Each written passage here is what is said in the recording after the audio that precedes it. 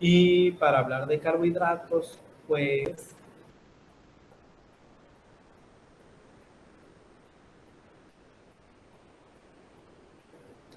los carbohidratos son otras de las cuatro macromoléculas que nosotros tenemos, de las cuatro macromoléculas orgánicas. Si ustedes recuerdan, nuestras cuatro macromoléculas orgánicas, carbohidratos, lípidos, proteínas y ácidos nucleicos. Ya vimos proteínas y ahora empezamos con las otras macromoléculas que son los carbohidratos, ¿verdad? Y los carbohidratos como macromoléculas orgánicas que son, vamos a ver que están compuestos pues básicamente de los mismos elementos que están compuestas todas las macromoléculas orgánicas, ¿no? Carbonos, hidrógenos y oxígenos. Si ustedes recuerdan, las proteínas también están hechas de carbonos, hidrógenos, oxígenos, los lípidos de carbonos, hidrógenos, oxígenos, los carbohidratos, carbonos, hidrógenos, oxígenos, los ácidos nucleicos, carbonos, hidrógenos, oxígenos. O sea, prácticamente recuerden, todas las macromoléculas están hechos prácticamente de los mismos elementos. ¿Se acuerdan de los mismos elementos?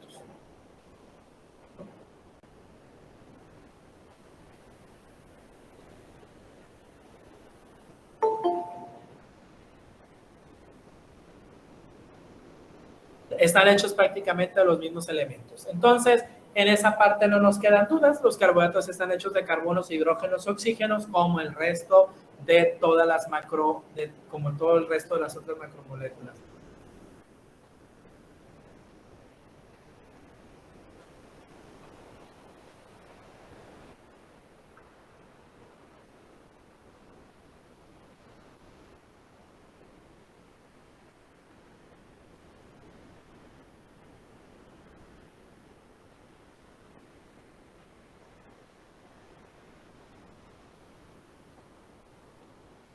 Un minuto.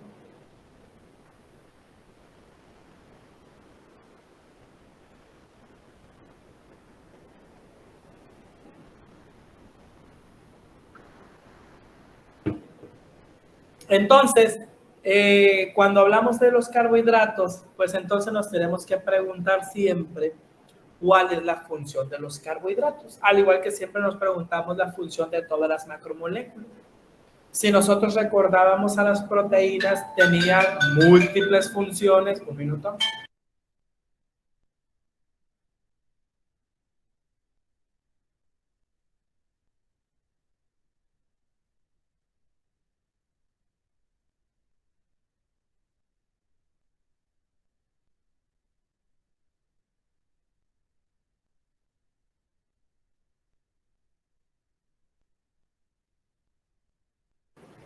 Ya ven, siempre ando así. Entonces, vamos a tener que los carbohidratos tienen varias funciones, varias funciones. La número uno es ser la fuente energética. Esa es pregunta de examen. ¿Cuál es la función principal de los carbohidratos? Ser la fuente energética de nuestro organismo. Sin embargo, niños, como en todas las cosas, no es la única función que tienen los carbohidratos. Recuerden que todas las macromoléculas tienen decenas de funciones.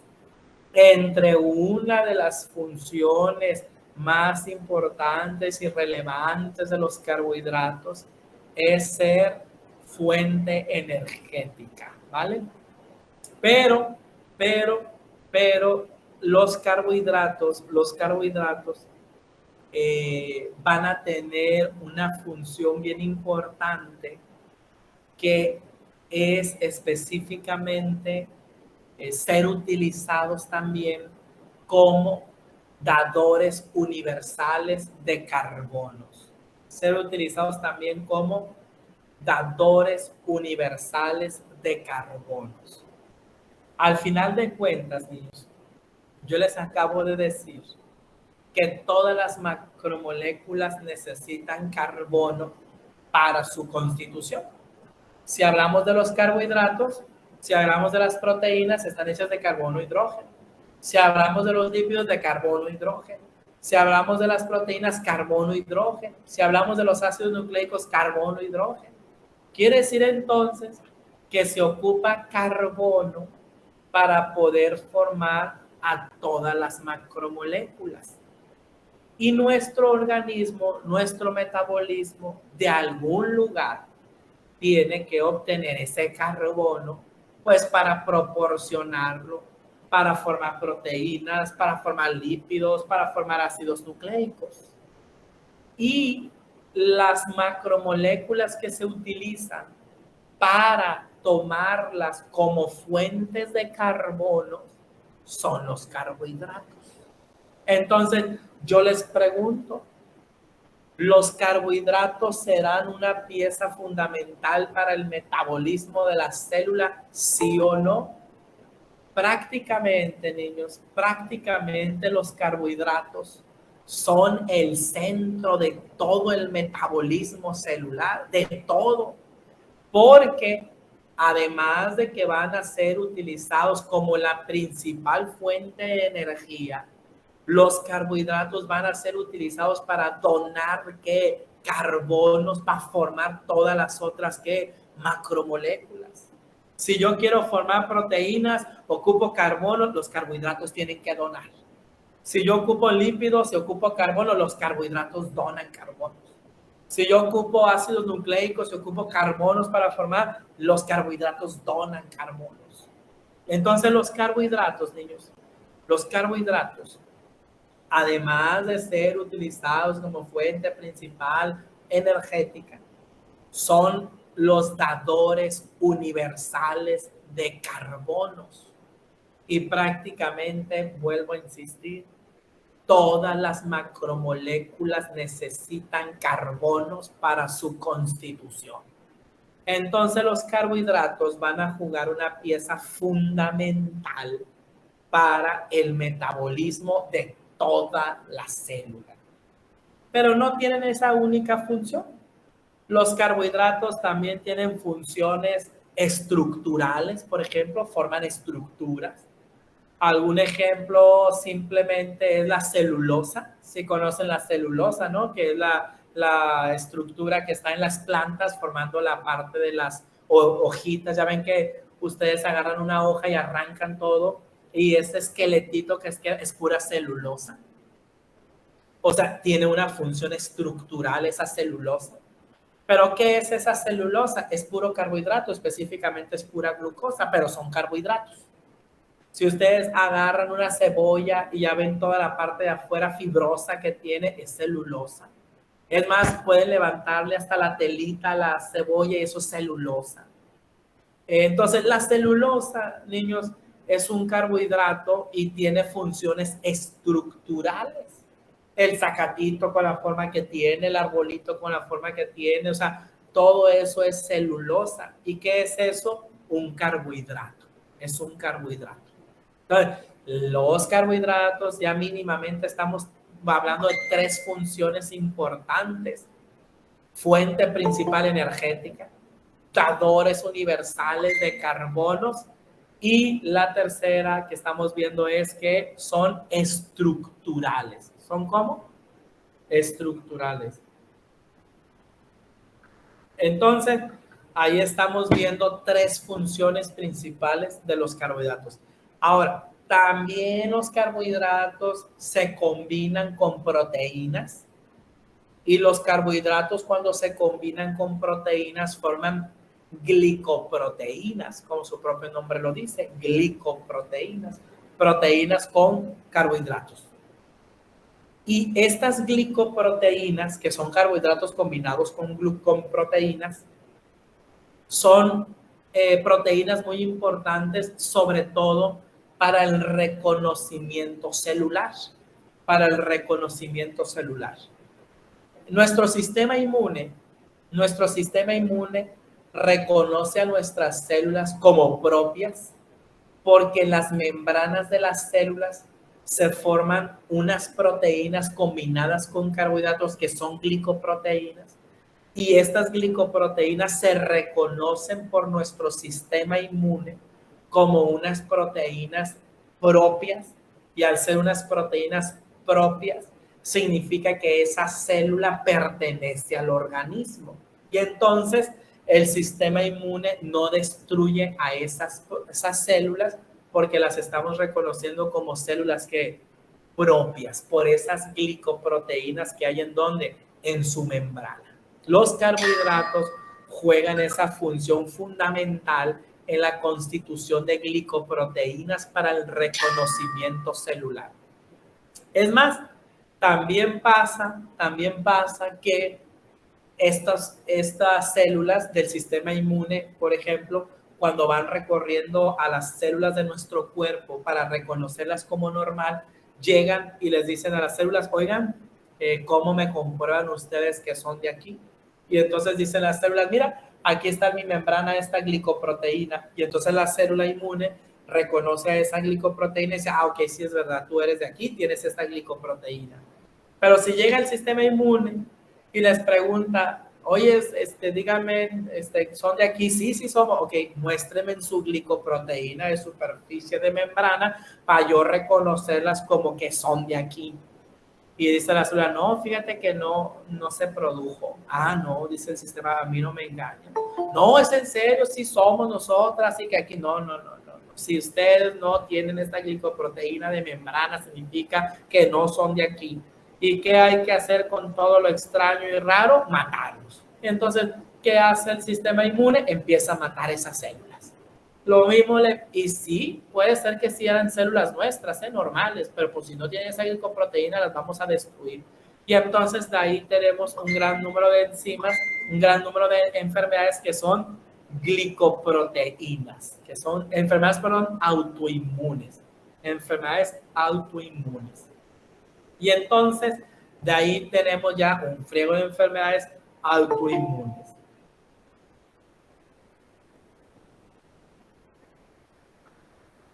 ¿Vale? Enfermedades autoinmunes.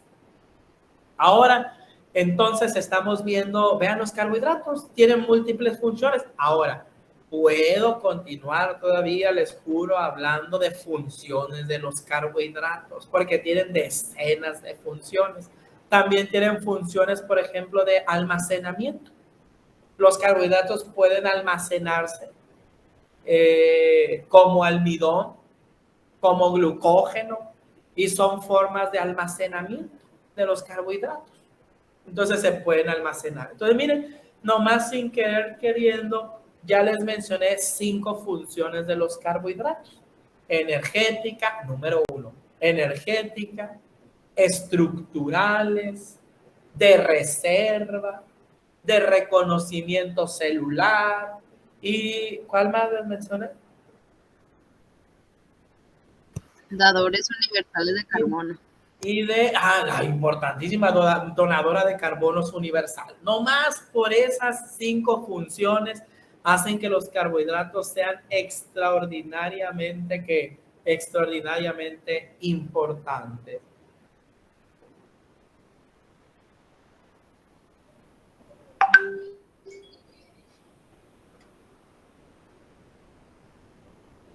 ¿Vale? Ahora, cuando hablamos de los carbohidratos, vamos a hablar que los carbohidratos, hay múltiples carbohidratos.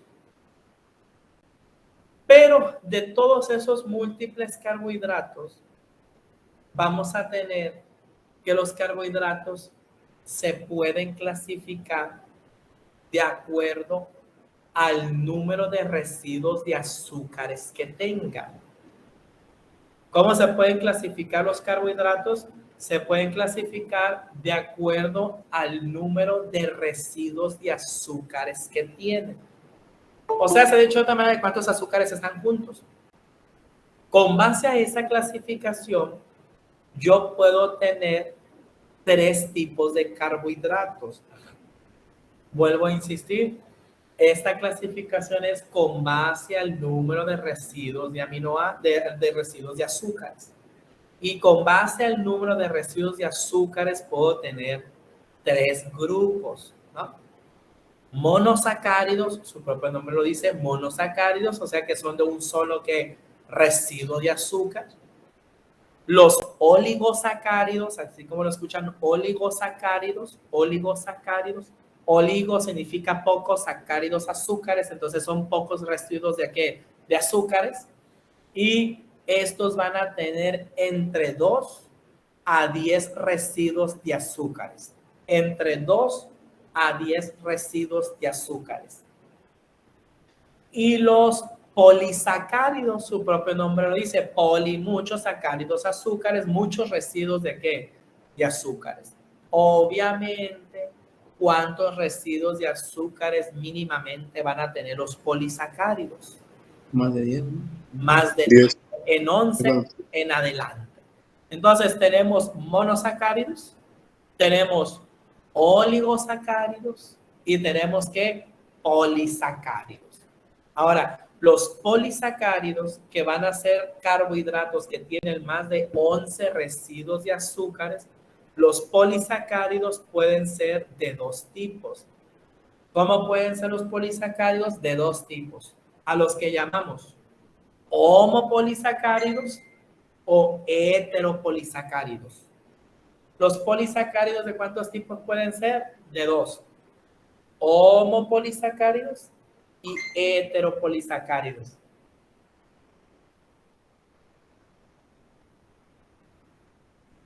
Homopolisacáridos y heteropolisacáridos. ¿Qué serán los homopolisacáridos? Van a ser aquellos polisacáridos que son de un solo tipo de azúcar. ¿De un solo qué? Tipo de azúcar.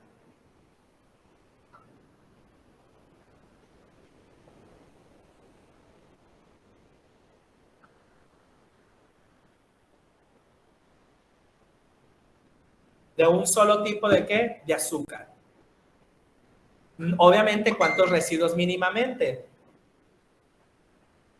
11, ¿no? Para hacer un polisacárido. Pero como todos son del mismo tipo de azúcar, del mismo tipo de carbohidrato, pues es un homopolisacárido. Obviamente, entonces tenemos los heteropolisacáridos. ¿Cuáles van a ser los heteropolisacáridos?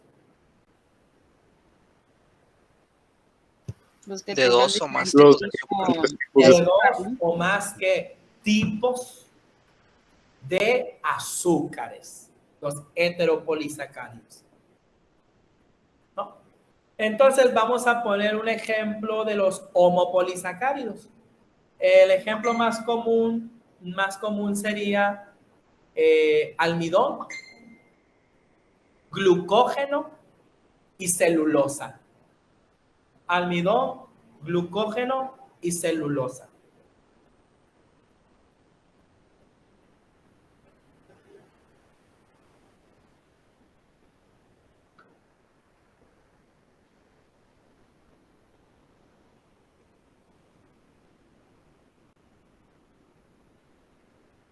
¿Cuáles son? Entonces, glucógeno, almidón y celulosa. Si ustedes me dicen de qué está hecho el almidón, literalmente es pura glucosa junta. Glucosas, glucosas, glucosas y glucosas y glucosas.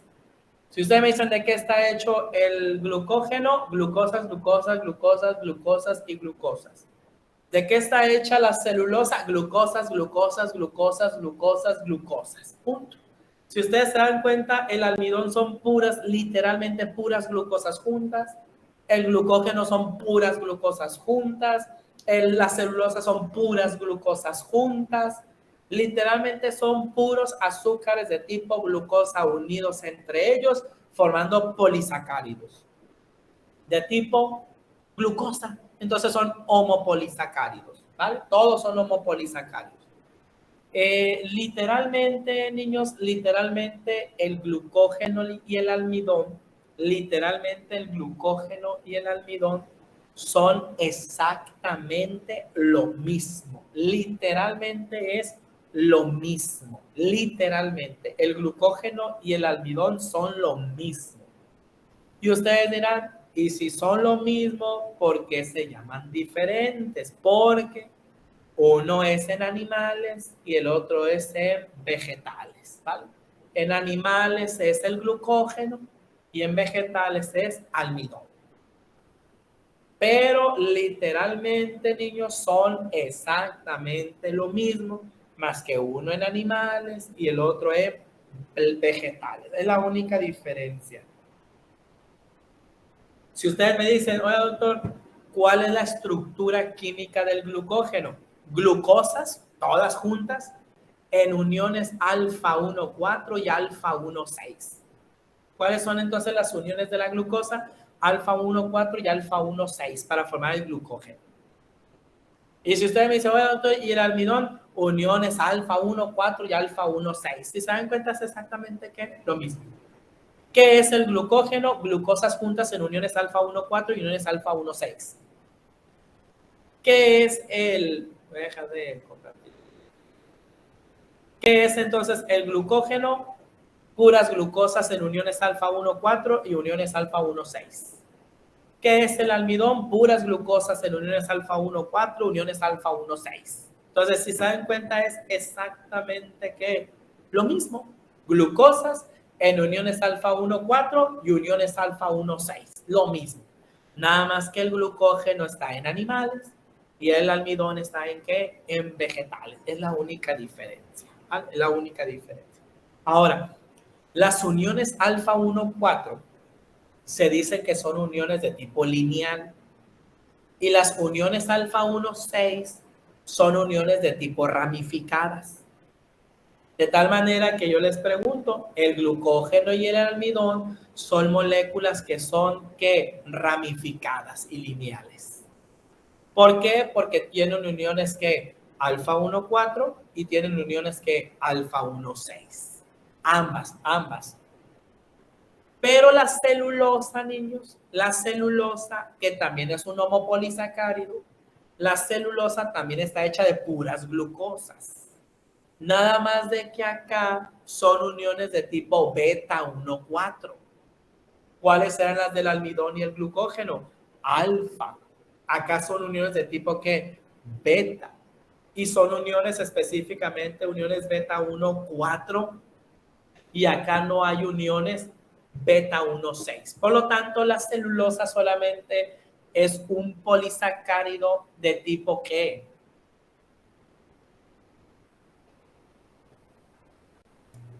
Lineal. Lineal, porque no es ramificado, porque no tiene uniones 1,6. Tiene uniones únicamente de tipo 1,4, que son uniones ramificadas, que son uniones lineales. Además, nosotros, los humanos, no podemos romper las uniones beta 1,4. Nosotros solamente podemos romper las uniones alfa, tanto de tipo 1,4 como de tipo 1,6, pero deben de ser uniones de tipo alfa. La celulosa es un carbohidrato complejo, un polisacárido, pero que son de uniones 1 beta, 1,4, y nosotros no podemos romper las uniones de tipo ¿qué? Beta, no las podemos romper. Por lo tanto, nosotros no podemos digerir, ni degradar, ni destruir a la celulosa, porque nosotros carecemos de las enzimas que rompen las uniones beta 1,4. Específicamente, la enzima que rompe la celulosa en sus uniones beta 1,4 es una enzima que se llama celulasa. La celulasa nosotros no la tenemos, en nosotros no existe la celulasa.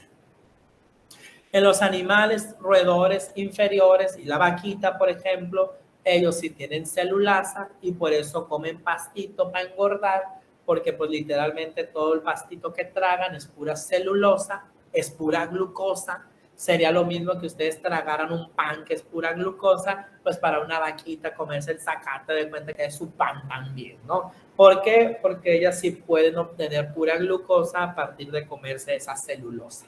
Nosotros no. Entonces pasamos a los oligosacáridos, que les dije que los oligosacáridos de cuántos a cuántos tienen, de 2 a 10 residuos de azúcares. Entonces ahí vamos a tener a los disacáridos, a los trisacáridos, a los pentasacáridos, o sea, lo que quiera inventar, o sea, los sacáridos, el número de azúcares. Pero de todos estos oligosacáridos, de todos estos oligosacáridos, los oligosacáridos más importantes que yo quiero que ustedes sepan son los oligosacáridos de 2 residuos de azúcares, o sea, los que se conocen como disacáridos, ¿vale? Los disacáridos. Y los disacáridos más importantes que yo quiero que ustedes se sepan son lactosa, maltosa y sacarosa.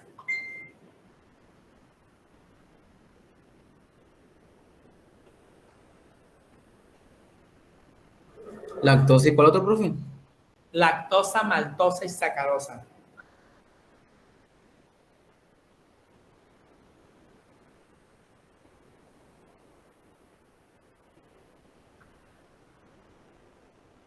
Lactosa, maltosa y sacarosa. Siempre les digo que me acuerdo de esto por los mochis, las siglas de los mochis Sinaloa, LMS, los mochis Sinaloa. Para mí es lactosa, maltosa y sacarosa. Algo tenía que servir. Lactosa, maltosa y sacarosa. Ahí están mis 3 disacáridos. Lactosa, maltosa y sacarosa. Los mochis Sinaloa. Ya cuando alguien me dice,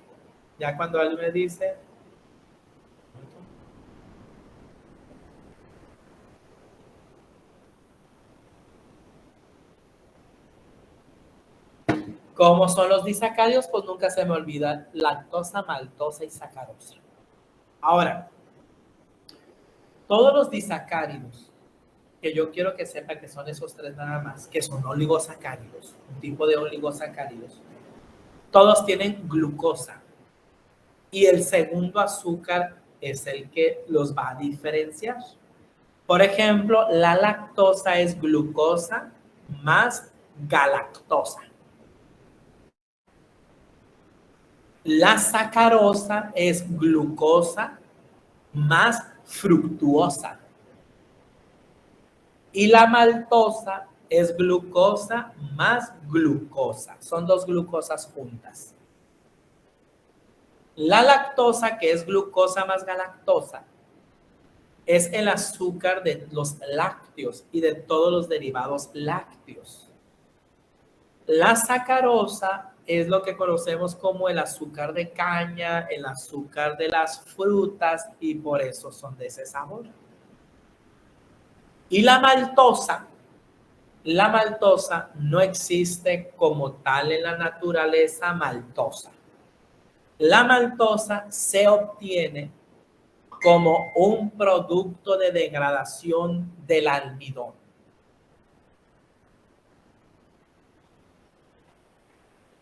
La maltosa se obtiene como un producto de la degradación del almidón. Si ustedes del almidón, si ustedes recuerdan, el almidón eran por las glucosas juntas, ¿no? Si se arrancan 2 glucosas juntas del almidón, esas 2 glucosas juntas se llaman ¿qué? Maltosas. Entonces, la maltosa se obtiene como un producto de la degradación del almidón.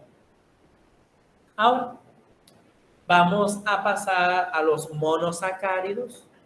Y los monosacáridos que tienen un residuo de azúcar, nada más. Estos se pueden clasificar de acuerdo al número de carbonos que tengan, y no hay que confundirlos. Los monosacáridos que son un residuo de azúcar,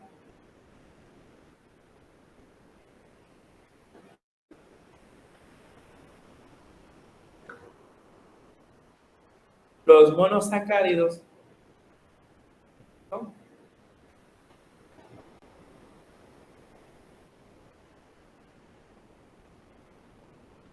Los monosacáridos se pueden clasificar de acuerdo al número de carbonos que tenga el azúcar. Entonces, así tenemos a los que tienen 3 carbonos, triosas. A los que tienen 4 carbonos, tetrosas. a los que tienen 5 carbonos pentosas, a los que tienen 6 carbonos hexosas.